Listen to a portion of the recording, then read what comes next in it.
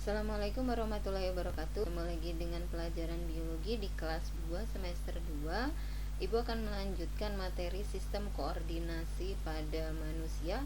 Kali ini Ibu akan membahas sistem indera. Ya, sistem indera itu berfungsi sebagai reseptor atau penerima rangsangan. Kemudian ada 5 ya dalam sistem indera ya. Yang pertama itu adalah mata sebagai indera penglihatan, berfungsi sebagai fotoreseptor, artinya dia menerima rangsang cahaya. Kemudian telinga, indera pendengaran, berfungsi sebagai fonoreseptor, yaitu berfungsi menerima rangsangan suara. Kemudian hidung ya sebagai indera penciuman, ya berfungsi sebagai kemoreseptor, menerima rangsangan berupa zat-zat kimia. Lidah, indera pengecap, juga berfungsi sebagai kemoreseptor, yaitu untuk menerima rangsangan zat kimia juga. Yang terakhir atau yang kelima adalah kulit, indera praba, berfungsi sebagai mekanoreseptor, menerima rangsangan mekanik ya berupa sentuhan, pukulan ya, tekanan. Kemudian nosiseptor itu menerima rangsangan berupa rasa sakit atau nyeri, dan termoreseptor itu menerima rangsangan berupa suhu ya, panas dan dingin. Oke, sekarang kita akan masuk ke organ yang pertama ya dari sistem indera, yaitu mata. Mata merupakan indera penglihatan yang menerima rangsangan cahaya sehingga manusia dapat melihat suatu benda. Nah, letak dari mata itu adalah di dalam rongga mata. Nah, rongga mata itu adanya di tengkorak kita atau di kepala kita.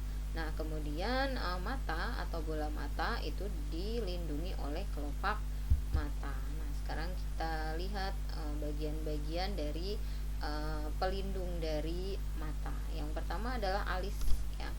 Alis mata ya. Alis ini terdiri dari rambut kasar yang melintang ya di atas mata, berfungsi melindungi mata dari keringat yang mengalir atau dari air yang mengalir dari dahi ya, sehingga tidak ke mata ya, sehingga kita nggak boleh tuh ngerok alis mata ya, karena itu ada fungsinya. Kemudian bulu mata ya, bulu mata itu di sekitar mata sini merupakan barisan rambut yang berfungsi untuk melindungi mata dari debu ya. Jadi kalau kita berkedip itu kita mengusir debu ya yang akan masuk ke mata. Kemudian kelopak mata yaitu kulit ya, jadi kalau kita merem itu baru kelihatan ya kelopak matanya ya. Kalau ke orang Asia tuh, kalau kita orang Indonesia kelopak matanya itu kan gede ya. Kalau orang Korea, Jepang itu kelopak matanya kecil, maka ada yang operasi kelopak mata ya. Bersyukurlah kita punya kelopak mata yang besar ya. Jadi ada bagian atas dan bagian bawah ya. Kelopak mata atas dan kelopak mata bawah berfungsi melindungi bola mata yang terdiri dari bagian dalam dari si kelopak mata itu ada, dia menghasilkan lendir yang disebut dengan konjungtiva ya. Dia melapisi mata supaya tetap basah. Kemudian kelenjar moibomian itu menghasilkan lemak yang mencegah perlekatan, sama ya, jadi supaya nggak lengket. Kemudian jaringan tarsal itu bagian dari jaringan ikat, jadi fungsinya selain sebagai penyokong juga dia menunjang atau mengokohkan bola mata. Kemudian otot orbicularis oculi berfungsi untuk menutup bola mata. Jadi kalau kita tidur kan kita perlu menutup mata ya. Oke. Selanjutnya adalah otot penggerak bola mata. Jadi terdapat 6 otot lurik yang menghubungkan bola mata dengan tulang di sekitarnya ya, supaya kalau istilah kata itu bola mata kita itu kenceng gitu ya, nggak lari kemana-mana. Berfungsi menggerakkan bola mata seperti menggerakkan ke kanan, ke kiri, ke atas, ke bawah ya, atau berputar gitu ya.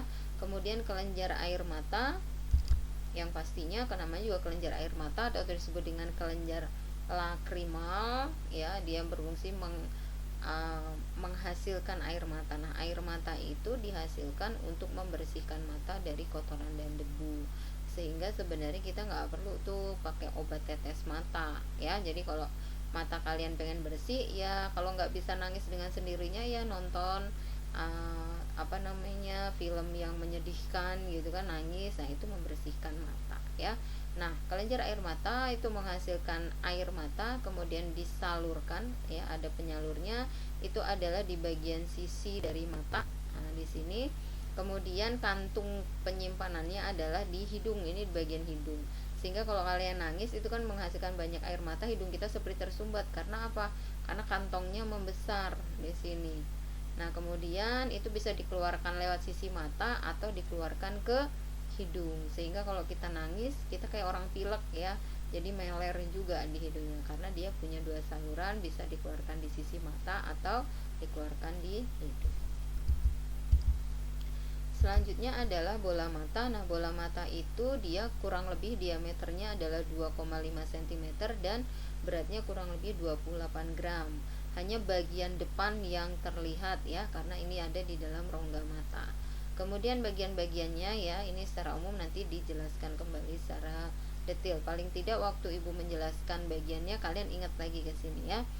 Nah, bagian paling depan itu adalah lapisan terluar adalah sklera. Jadi kalau ini dia lapisannya keras, cuman di depan dia termodifikasi transparan yang disebut dengan kornea. Itu adalah lapisan terluarnya. Kemudian lapisan keduanya itu adalah koroid. Ini banyak berisi pembuluh darah dan saraf ya. Bagian depannya itu termodifikasi menjadi iris dan lensa. Nah, iris itu dia dapat menghasilkan pigmen. Sehingga itu adalah keturunan ya. Jadi diturunkan. Biasanya kalau orang Asia kebanyakan sih berwarna hitam ya, pigmen matanya. Kemudian kalau orang Eropa itu kebanyakan dia berwarna biru. Nah, kemudian di dalam iris juga itu ada otot. Nah, otot ini adalah fungsinya untuk menggerakkan si pupil. Ya, pupil itu lubang. Ya, jadi lubang yang membesar atau mengecil itu diatur oleh otot-otot yang ada di dalam iris. Gitu ya. Kemudian lensa. Nah, lensa itu nanti fungsinya adalah memfokuskan bayangan benda supaya tepat jatuh di retina, yang merupakan lapisan ketiga atau lapisan terdalam dari mata. Itu adalah retina, seluruh bagian sini. Kemudian nanti dia akan ada sel batang dan sel kerucut untuk menerima rangsang cahaya. Ya, kemudian nanti diteruskan ke saraf optik ya, ke bagian otak. Kemudian ada cairan juga yang ada di dalam mata, yaitu bagian depan ini adalah aqueous humor, bagian belakang sini adalah vitreous humor. Kemudian ini adalah otot-otot ya yang mendukung bola mata. Oke, kita lanjutkan, kita akan bahas satu-satu. Oke ya, tadi kita bilang bahwa bola mata terdiri dari 3 lapisan, yaitu sklera, koroid, dan retina. Sekarang bagian sklera dulu ya, bagian terluar. Ya, merupakan bagian terluar yang berwarna putih dan keras. Pada bagian depan itu termodifikasi menjadi kornea. Jadi dia transparan ya, seperti plastik bening begitu.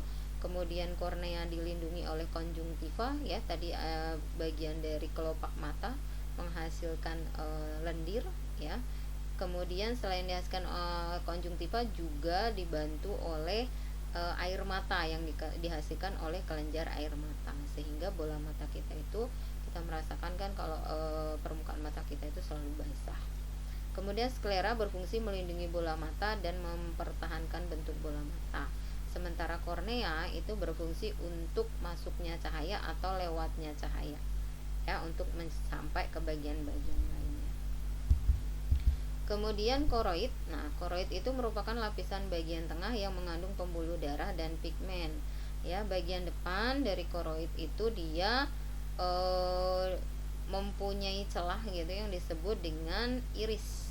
Nah, iris itu membentuk celah lagi ya, dia disebut dengan pupil atau lubang pada iris disebut dengan pupil. Iris berfungsi mengatur ukuran pupil ya, jadi pupil itu nggak bisa mengatur diri dia sendiri gitu ya. Jadi kalau ditanya besar kecilnya pupil itu diatur oleh otot-otot yang ada pada iris.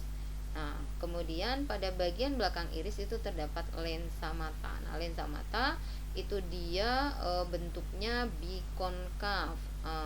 Kalau bingung bentuknya bikonkav, kalau kalian bikin donat ya, donat itu bulat seperti ini dulu, kemudian kalian mau tekan ke kedua sisi jangan sampai bolong. Nah, itu kalau kedua sisinya itu cekung, nah itu disebut dengan bikonkav ya.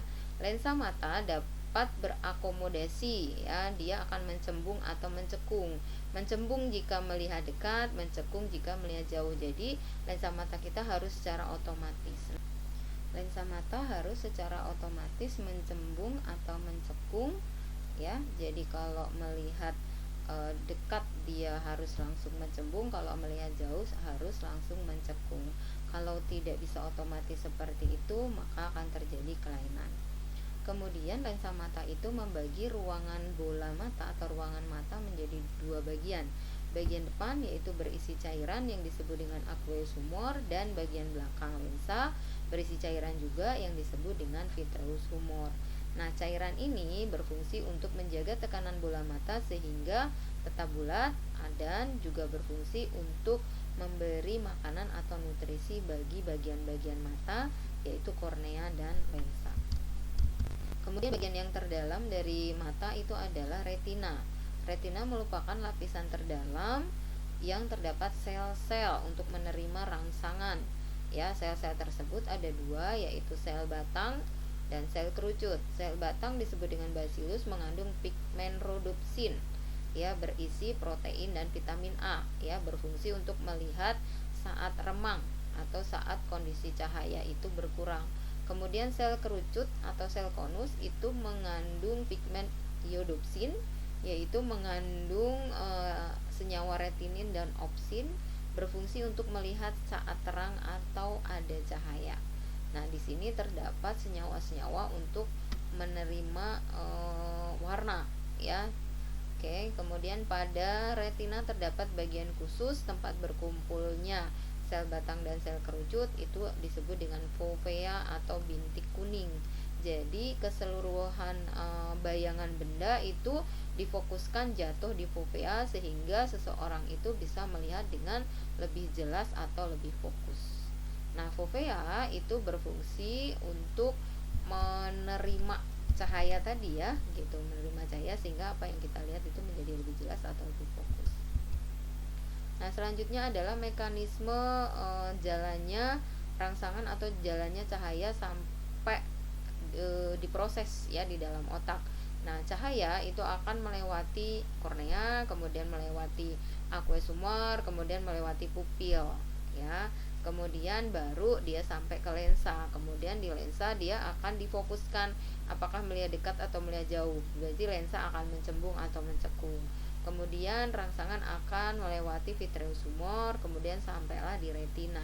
Kemudian dalam retina diteruskan oleh saraf otak 2 yaitu optik, ya. Kemudian dilangsungkan ke otak bagian belakang occipitalis, kemudian diproses.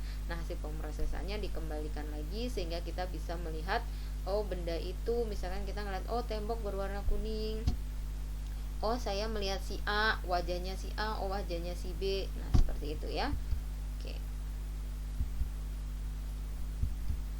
Kemudian gangguan atau penyakit pada mata yang pertama adalah miopi.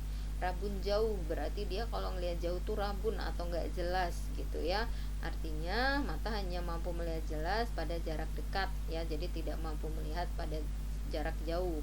Nah, lensa mata, kenapa? Karena lensa mata terlalu cembung atau bola mata terlalu panjang, ya. Jika melihat benda pada jarak jauh, bayangan akan jatuh di depan retina, ya. Nah, hal ini dapat dibantu dengan menggunakan kacamata lensa cekung atau lensa negatif. Yang kedua adalah hipermetropi atau rabun dekat. Artinya kalau melihat dekat dia malah nggak jelas, melihat jauh jadi terlihat jelas, ya. Mata hanya mampu melihat jelas pada jarak jauh karena lensa mata terlalu cekung atau bola mata terlalu pendek. Jika melihat benda jarak dekat, bayangannya jatuh di belakang retina. Nah, ini dapat dibantu dengan menggunakan kacamata lensa cembung atau positif. Nah, ini penggambarannya, ya. Oke, yang selanjutnya adalah presbiopi. Lensa mata mengalami penurunan daya akomodasi. Jadi kalau yang tadi bisa mencekung doang atau mencembung doang, nah kalau yang ini nggak bisa dua-duanya, mencembung nggak bisa, mencekung nggak bisa. Nah, ini biasanya dialami oleh orang yang sudah tua, tapi bisa juga sih masih muda juga ada yang mengalami presbiopi. Kemudian astigmatis, yaitu permukaan kornea mata yang tidak rata sehingga bayangan benda itu jatuhnya ke retina tidak bersamaan. ya, sehingga yang dirasakan adalah atau akibatnya tidak dapat membedakan garis vertikal dan horizontal secara bersamaan. Jadi kalau orang sinkris itu misalkan kayak saya, sinkris itu kayak ngelihat suatu benda itu yang harusnya garis yang berupa lurus tapi kelihatannya nggak lurus, ya, dia berkelok-kelok. Nah, itu dia sinkris. Kemudian buta warna, kelainan mata bawaan atau turunan di mana pada umumnya mata tidak dapat membedakan warna merah, hijau, dan biru. Nah, ini karena kelainannya adalah di pigmen sel kerucutnya. Jadi secara genetis, dia tidak bisa menghasilkan senyawa yang untuk menerima rangsangan merah, cahaya merah misalkan. Berarti dia buta warna, tidak bisa menerima rangsangan warna merah, ya. Nah, itu disebut dengan buta warna sebagian. Kalau tiga-tiganya tidak dihasilkan, merah, hijau, dan biru tidak dihasilkan, maka disebut dengan buta warna total, sehingga dia tidak bisa melihat semua warna, yang terlihat hanya hitam dan putih. Kemudian hemeralopi atau rabun senja, yaitu tidak dapat melihat saat sore hari atau saat senja hari atau saat keadaan menjadi lebih gelap, ya. Di sini dikarenakan kekurangan vitamin A.